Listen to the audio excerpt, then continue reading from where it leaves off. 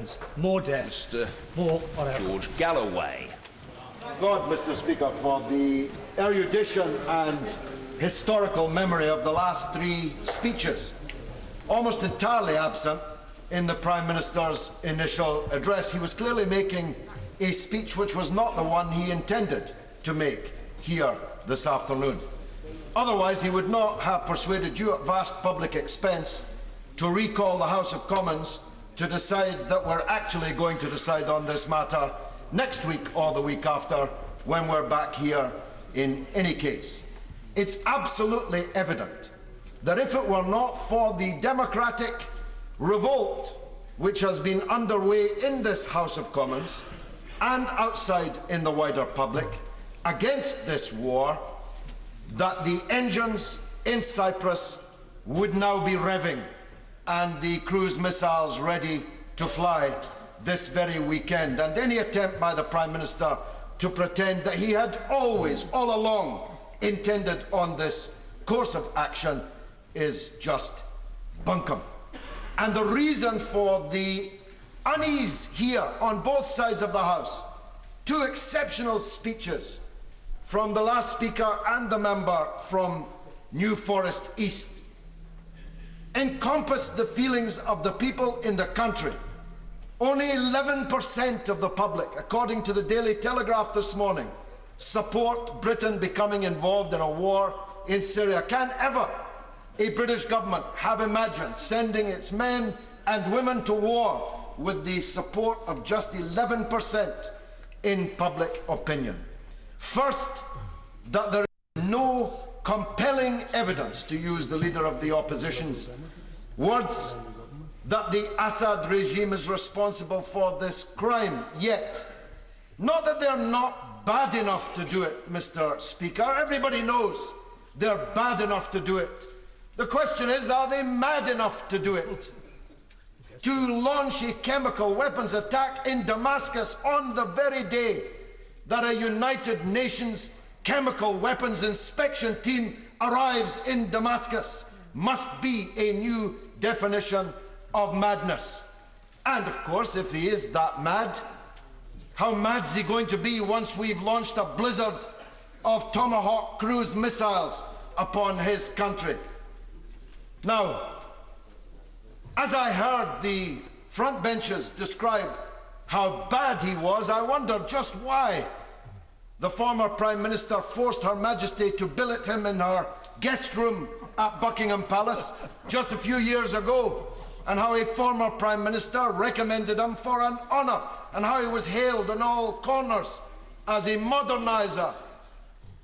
But of course the narrative has changed, because the government is intent on regime change in Damascus. Which brings me to the only other point I'm going to be able to make in the time available.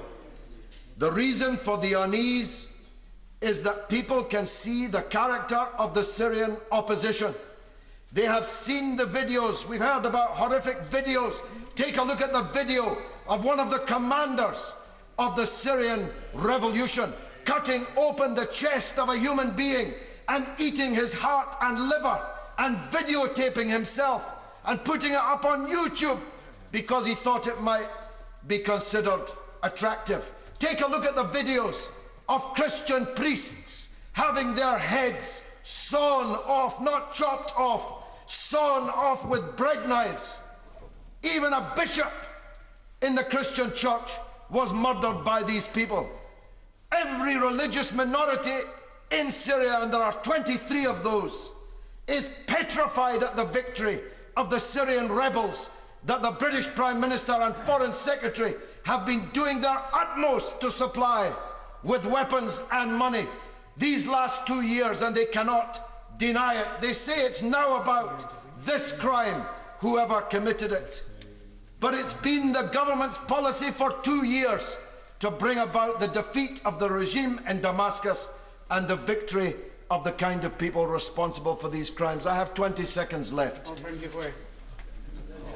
Willingly. If only for another 60 seconds. Remember, the honourable member had made reference, but let's remember where those arms have come from over decades from this country supplied to Syria. Indeed. Indeed. I have now 60 seconds at my disposal, so let me make this point more clearly. When did Russia and China, 2.5 billion people, cease to be members of the international community?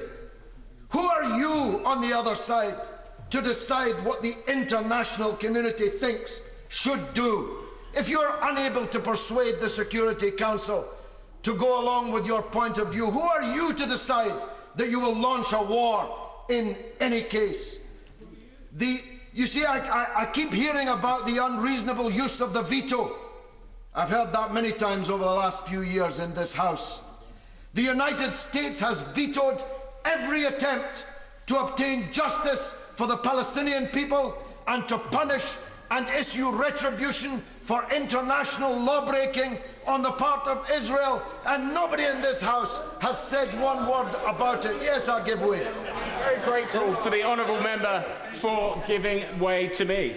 Mr. Speaker, I think you would be very interested to know that I had several constituents email me about comments made by the honourable member for Bradford West on Iranian Press TV, in which my constituent claims that the honourable member said that Israel supplied the chemical for the attacks in Syria.